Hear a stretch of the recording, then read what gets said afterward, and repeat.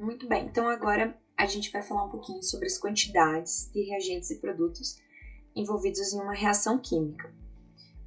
Por que esses cálculos estequiométricos são tão importantes? Porque por meio da quantidade que eu tenho de reagentes, eu posso descobrir quanto de produto que eu vou obter. Não exatamente a quantidade de produto, né? Porque são vários fatores que interferem numa reação. A gente sabe que, por exemplo, quando a gente vai estourar uma pipoca, nem todas as pipocas explodem, então a gente tem ali uma porcentagem que, digamos que não reagiu, né? E a mesma coisa acontece quando a gente tem uma reação química. Então, nem tudo que é reagente vai se transformar em produto. Mas, para a gente ter uma noção, assim, de repente, se a nossa reação tem um alto rendimento, quanto que poderia ser formado de produto, a gente faz esse cálculo teórico, que a gente chama de cálculos químicos, cálculo estequiométrico, né? Bom, então a gente vai ter o quê? A gente sempre vai ter a massa de uma das substâncias, e essa massa, ela pode ser convertida em massa molar. A gente pode procurar a massa molar dessa substância, né, usando a tabela periódica, e essa massa, com essa massa molar, a gente pode converter em número de mols. Então, a gente tem o mols de uma substância, e a gente vai fazer a mesma coisa com a outra, a gente vai ter o mol da outra substância, e aí a gente vai comparar isso com o produto. Quanto de produto essa quantidade de mols de reagentes pode gerar? E aí, usando a massa molar, a gente chega na massa que essa quantidade de reagente pode gerar, tá? Bom, falando assim, fica muito confuso, não dá para entender tão bem, né? Então, eu trouxe aqui também uma atividade para a gente fazer. Então, eu vou pegar aqui o slide, nosso quadro.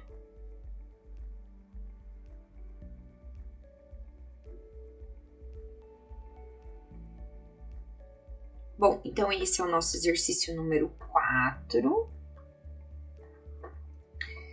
E nesse exercício a gente tem o seguinte: quantas gramas de fosfato de cálcio é obtido quando 3 gramas de hidróxido de cálcio reagem com ácido fosfórico em excesso?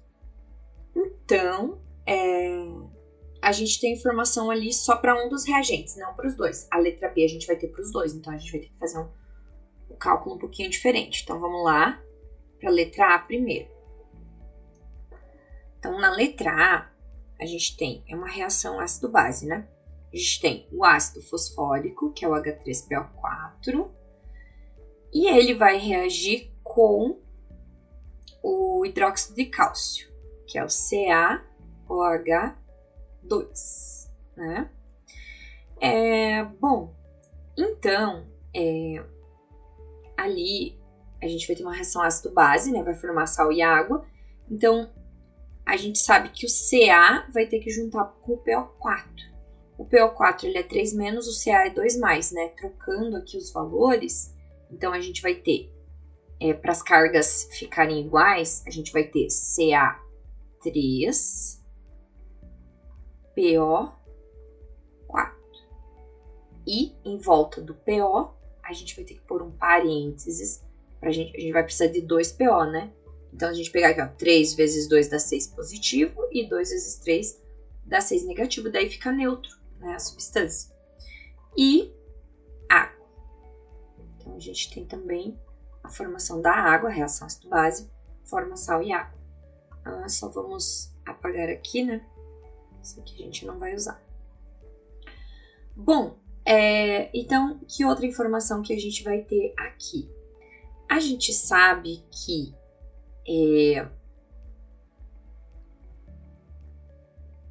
a massa que eu tenho é a massa de hidróxido de cálcio, né? Então, voltando aqui no nosso slide, ele fala 3 gramas de hidróxido de cálcio.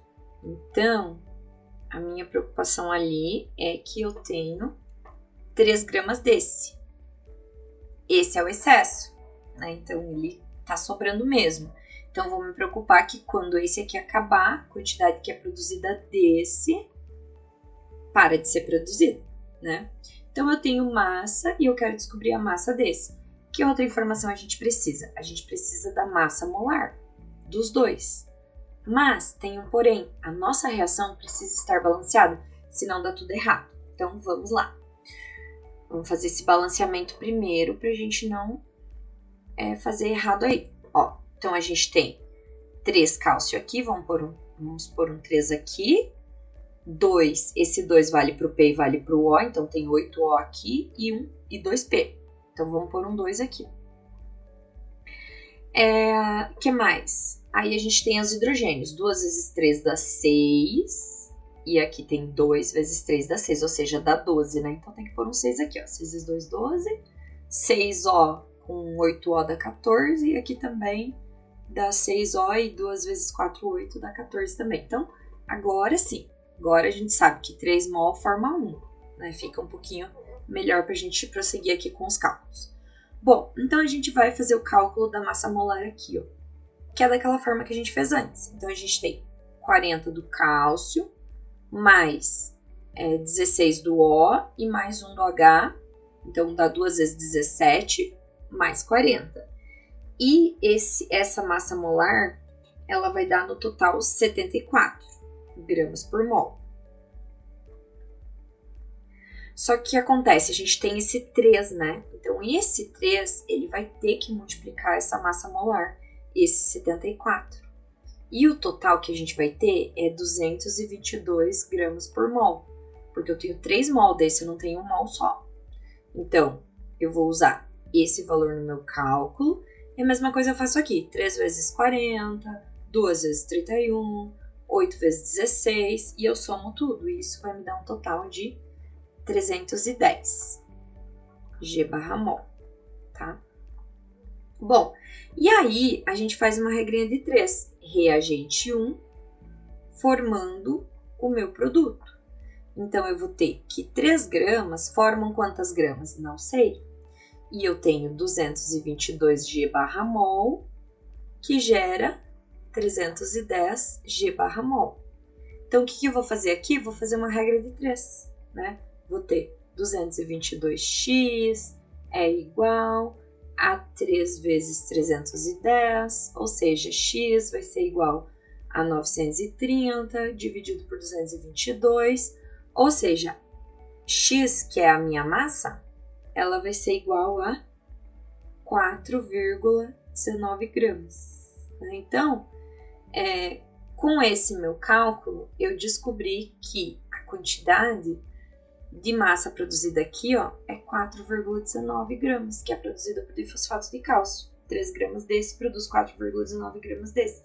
Isso é uma massa teórica, não significa que se a reação for feita lá no laboratório realmente chegue nessa massa, porque é uma massa que eu obtive por meio de um cálculo, né?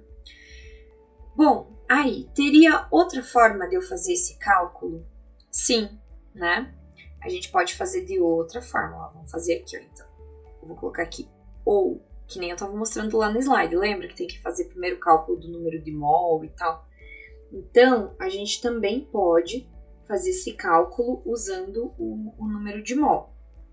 Então, deixa eu fazer aqui com vocês, ó. A gente vai pegar ali. Então, vamos colocar aqui só quem nos interessa. A gente tem o CaOH2, que vai formar o Ca3PO4. Um desse aqui, né? Bom, então, a gente sabe que desse tem 3 gramas e aqui eu quero descobrir a massa. E eu sei que o MM aqui é 74 e eu sei que o MM aqui é 310. Bom, aí o que eu faço? Se eu quiser fazer de outra forma o cálculo, de outra forma, né? Então, eu vou usar que o número de mol é igual a massa pela massa molar. Então, eu vou calcular aqui o N que eu tenho desse lado, que vai ser 3 dividido por 74, ou seja, 0,04054 mol. Então, essa é a minha quantidade de mol desse lado. E aí, eu tenho uma reação 3 para 1. Estão vendo que aqui eu peguei a massa molar 74, eu não considerei ainda esse 3? Então, agora eu posso fazer uma regra de 3 para considerar esse 3 aqui, ó. Só que eu acho que esse primeiro jeito aqui é muito mais fácil. Você já considera o 3 aqui, já faz a regra de 3, é muito mais fácil. Mas aqui também dá certo, usando o número de mol, né? Bom, então vamos lá para a regra de 3. Ó. A gente sabe que 3 mol de Ca forma 1 mol do nosso sal. Só que a gente nem tem 3 mol ali, a gente tem 0,04054. Então, vai formar quantos mol aqui? Então, o N do nosso sal é só multiplicar aqui, né? O 0,04054 por 1 e dividir por 3. Então, vai ficar 0,0135 mol. E aí, a massa molar que a gente tem ali é 310, ó. Eu tenho N e eu tenho massa molar. Eu só multiplico aqui em X, né? E aí eu já vou conseguir a massa. Então, eu vou pegar esse 0,013 e vou multiplicar por 310. 4, aqui deu 18, 9, dá para arredondar para 19, tá?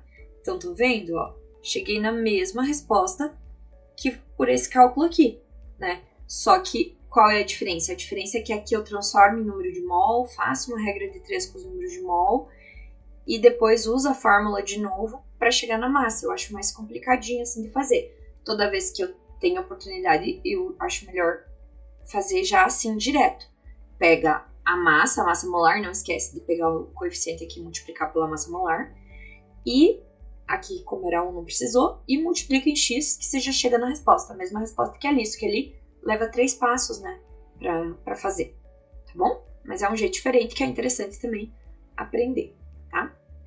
Bom, agora eu vou apagar aqui pra gente poder fazer a letra B.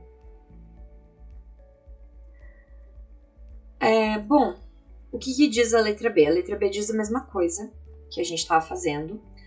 Então, a gente continua ali com a mesma reação. Vou colocar aqui rapidinho. 2H3PO4, que está reagindo com 3CaOH2 e formando Ca3PO4.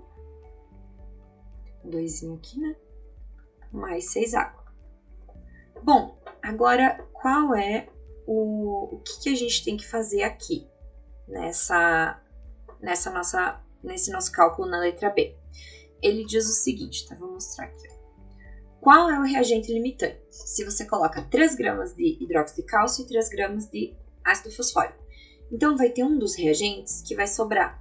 Quem vai sobrar? Então, como que a gente faz para descobrir isso? Então, a gente está colocando agora... Antes, esse aqui estava em excesso. Agora não. Agora está sendo colocado 3 gramas desse e 3 gramas desse, tá? A gente sabe que esse aqui é o nosso reagente 2 e o nosso produto. E esse aqui é o nosso reagente 1. O que a gente vai fazer? A gente quer saber quanto que vai ser produzido desse daqui. Com esse daqui, a gente já sabe quanto que foi produzido, né? Que foi aquele cálculo que a gente fez na letra A. Então, vamos lá. Vamos fazer o cálculo aqui, ó. Quanto que o reagente 1 produz de produto. Tá. Bom, que outra informação a gente sempre precisa? Da massa molar, né? Bom, então você pega lá 3 hidrogênios, que é 1, fica 3. O fósforo é 31, 3 mais 31. E 4 vezes 16, que é o 64. Somando tudo, dá 98, né? E aí você multiplica isso por 2, vai dar um total de 196 aqui, ó. Tá? Mas não esqueça que é porque a gente já multiplicou pelo 2. Aqui dá 98. 98 vezes 2 é 196. E aqui a massa molar a gente já tinha, que é aquele 222 da letra A. E aqui pro nosso sal também a gente já tem a massa molar, que é o 310, que a gente já viu lá na letra A. Bom, então eu vou comparar primeiro o meu reagente 1 com o meu produto 1. Eu só estou preocupada com esse e esse. O resto eu não vou me preocupar agora. Então, vou colocar ali 3 gramas e 196 G/mol. 3 gramas vai produzir quanto? Não sei. 196 vira 310. O que eu vou fazer aqui? Multiplicar em x, né? Então, o x vai ficar igual a 930 dividido por 196. E o x, que é a massa que vai ser produzida do meu sal, vai ser de 4,74 aqui. Tá. Então, esse é um dos meus resultados, lembrando que é para o meu reagente 1. E a gente também tem que fazer o cálculo do reagente 2, tá? Vou fazer aqui bem rápido, porque é o mesmo que a gente fez na letra A, né? Então, não tem por que a gente ficar falando tanto. Ó, então aqui a gente sabe que é 3 gramas. Aqui a gente não sabe quanto que ele produz. Aqui a gente sabe que é 222, aqui a gente sabe que é 310. Multiplica em x, a gente vai ter que vai ser 930 dividido por 222. E a gente vai ter que a nossa massa é 4,19 gramas. Portanto, o que a gente conclui aqui? Que 3 gramas de ácido fosfórico tem capacidade de produzir 4,74 gramas desse. E 3 gramas de hidróxido de cálcio tem a capacidade de produzir 4,19 gramas desse. Portanto, quando existir 4,19 gramas desse, esse reagente acaba, né? Então, esse aqui vai reagir com quem? Para continuar formando e chegar nessa massa. Ou seja, o que significa isso? Significa que isso aqui não vai existir. Não vai chegar nessa massa aqui. Por quê? Porque esse aqui acaba. Esse daqui, ó, é o nosso reagente limitante.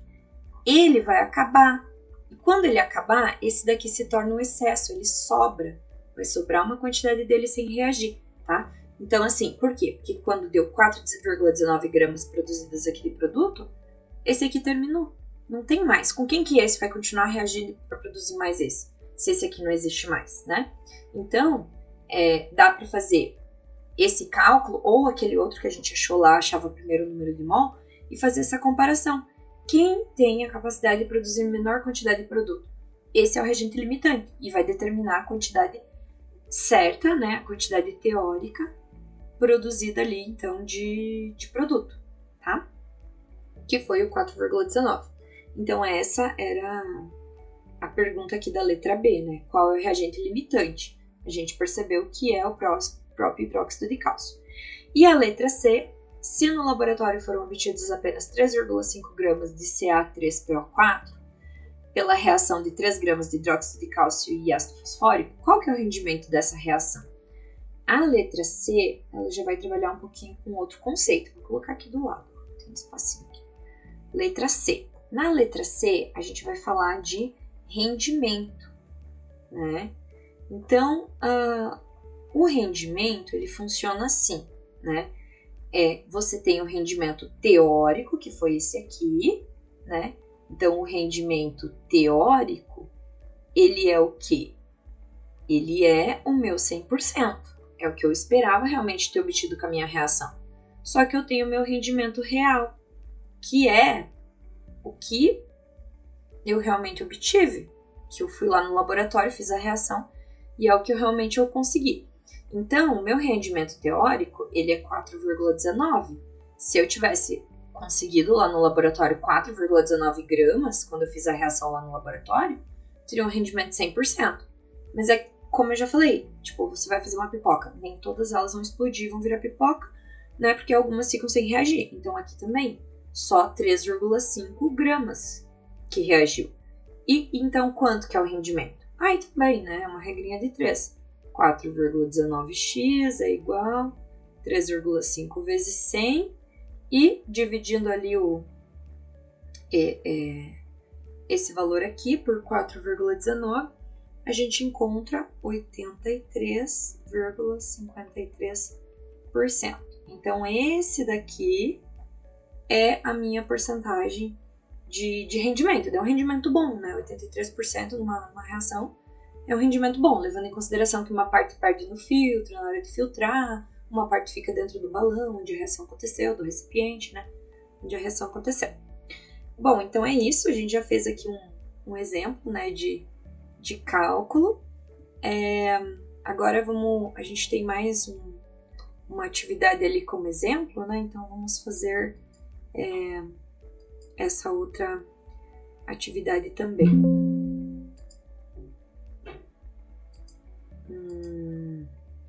Então eu só vou abrir aqui uma nova tela para a gente poder resolver o último que a gente tem aqui, que é a questão número 5. Quantos litros são produzidos de amônia quando 85 gramas de N2 reage com H2 em excesso?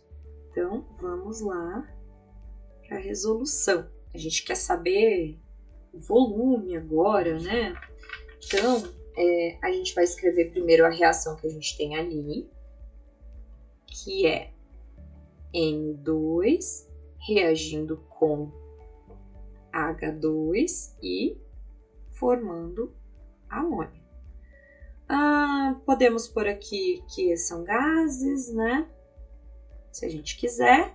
E algo obrigatório de se fazer é o balanceamento. 2N aqui, tem que pôr um 2 aqui, porque é 2N. 2 vezes 3, 6. Então tem que pôr um 3 aqui, porque 3 vezes 2 dá 6 hidrogênios. Então, a gente tem aqui a nossa reação balanceada. O que mais que a gente tem de informação, então? A gente sabe que a gente tem 85 gramas de N2 e a gente quer saber quanto, né? Na verdade, a gente quer saber aqui o volume, né? Que está sendo produzido aqui de NH3. Bom, então a primeira coisa que eu vou achar é a massa, para facilitar a minha vida, né? Então, a massa molar aqui que eu preciso do N, né? O N é 14, então fica 28. Então, aqui a massa molar o N é 14, 15, 16, 17, 2 vezes 17, a gente vai ter uma massa molar de 34 aqui, ó. Porque a gente tem 17 para o NH3, só que é 2, né? Então, 2 vezes 17, 34. Então, vamos fazer daquele jeito mais fácil, né? A gente vai ver ali o quanto que o reagente 1 produz de produto. Então, a gente tem aqui 85 gramas, produz X, 28 G/mol para 34 G/mol. E aí, eu vou multiplicar em X. Então, eu vou ter que 28x é igual a... daí eu multiplico ali o 85 por 34. Que vai dar 2.890.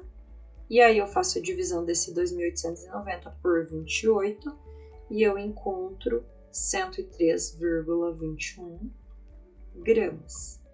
Tudo bem, já encontrei a massa de amônia que é produzida. Só que a gente tem um problema. O problema não pediu a massa, pediu o volume, né? Bom, então eu tenho duas opções. Se eu tivesse aqui um líquido, eu iria pesquisar a densidade desse líquido e por meio da fórmula, densidade é igual a massa por volume, eu achando a densidade, eu substituo aqui a massa que eu tenho, né? Vou trocar aqui, né? Eu vou passar a massa dividido pela densidade e vou encontrar o volume. Só que a minha substância não é líquida, então eu não consigo a densidade dela. Então eu tenho que fazer de outra forma. Quando ela é gás, eu vou ter que achar então aqui, transformar isso aqui em número de mol, porque eu sei que em 1 mol eu tenho 22,4 litros, né? Esse daqui é outra informação importante que a gente tem na química, que 1 mol sempre equivale a 22,4 litros nas condições normais de pressão e temperatura. Então aqui a gente vai fazer o cálculo do número de mol, que vai ser massa por massa molar, dá para fazer por regra de 3 também, né? Bom, então o número de mol vai ser a minha massa, que é o 103,21, dividido pela massa molar, só que é só da amônia, tá? Eu não vou considerar os 2 mol ali, vou pegar só o 17. Então, eu vou achar o meu N. Então, o meu N vai ser 6,021 mol, tá? Então, o que a gente tinha falado aqui? Que 1 mol é 22,4, ó, vou terminar aqui. Então, a gente sabe que 1 mol é 22,4 litros. Essa é uma informação importante do volume molar, né, da química. Então, eu não tenho 1 mol, eu tenho 6. E quanto que vai corresponder em volume esse 6? Ou seja, é só multiplicar aqui em x, né? Vou pegar o 6,021 e vou multiplicar ali por 22,4, que chega no volume de 136 litros. Então, respondendo a minha pergunta, se eu colocar 85 gramas de N2, quanto que eu produzo de amônia? Eu produzo 136 litros. É só a gente fazer o cálculo da massa de amônia, transformar essa massa em mol e transformar esse mol em litro usando a informação do volume molar, né? Então aí fica para vocês mais um exemplo de cálculo estequiométrico, né? Lógico, se aqui o meu produto fosse líquido, eu ia usar a formulazinha da densidade, eu tenho que pesquisar a densidade dele também para poder fazer essa transformação em volume, né? Mas nesse caso aqui não, como ele era gás, eu uso a informação do volume molar e transformo para litros. Ok? Então, aí a gente concluiu nossas atividades.